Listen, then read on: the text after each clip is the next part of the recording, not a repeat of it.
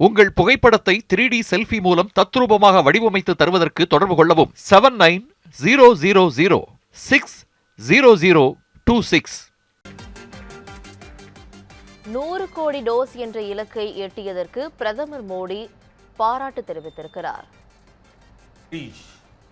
और मरीज के रिश्तेदारों को थोड़ी सी भी सहूलियत मिल जाती है तो बीमारी से लड़ने का उनका हौसला भी बढ़ जाता है. ये सहूलियत देना भी एक तरह से सेवा ही है. जब मरीज को आयुष्मान भारत योजना के तहत मुफ्त में इलाज मिलता है तो वो उसकी सेवा होती है.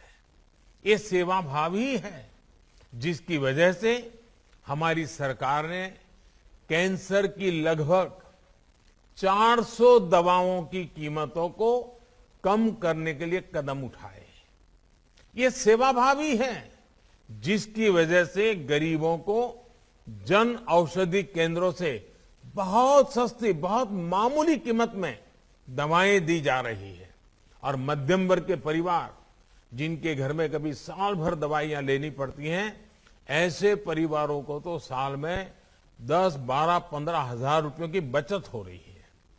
अस्पतालों में हर प्रकार की जरूरी सुविधाएं मिले, अपार्टमेंट सरल और सुविधाजनक हो, अपॉइंटमेंट में कोई कठिनाई ना हो, इस पर भी बहुत ध्यान दिया जा रहा है.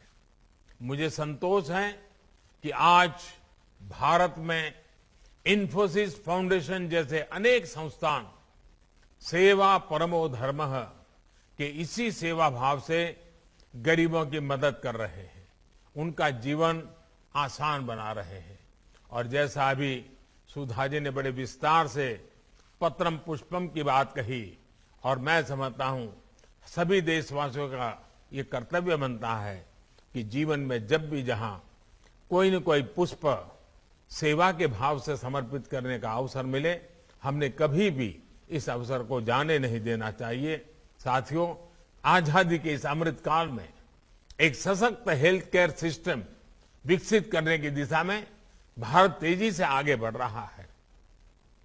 गांव-गांव तक फैले हेल्थ एंड वेलनेस सेंटर, ई संजीवनी द्वारा टेलीमेडिसिन की सुविधा, हेल्थ सेक्टर में ह्यूमन रिसोर्स डेवलपमेंट, नए मेडिकल संस्थानों का निर्माण, देश के कोने कोने में इससे जुड़ा काम चल रहा है.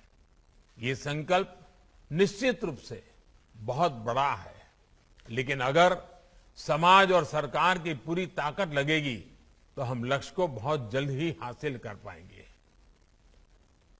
आपको ध्यान होगा, कुछ समय पहले एक इनोवेटिव पहल हुई थी, सेल्फ फॉर सोसाइटी. इससे जुड़कर हजारों संस्थान और लाखों लोग समाज के हित में अपना योगदान दे रहे हैं. भविष्य में हमें अपने प्रयासों को और संगठित तरीके से आगे बढ़ाना है, ज्यादा से ज्यादा लोगों को जोड़ना है, जागरूकता बढ़ानी है. आजादी के अमृत काल में एक हेल्दी और वेल्दी फ्यूचर के लिए हम सभी को मिलकर काम करते रहना होगा. और ये सबके प्रयास से ही होगा, समाज की सामूहिक शक्ति से ही होगा. मैं एक बार फिर सुधा जी, इन्फोसिस फाउंडेशन का आभार व्यक्त करते हुए मैं आज जब हरियाणा की धरती के लोगों से बात कर रहा हूं तो मैं जरूर कुछ और भी बात बताना चाहता हूं.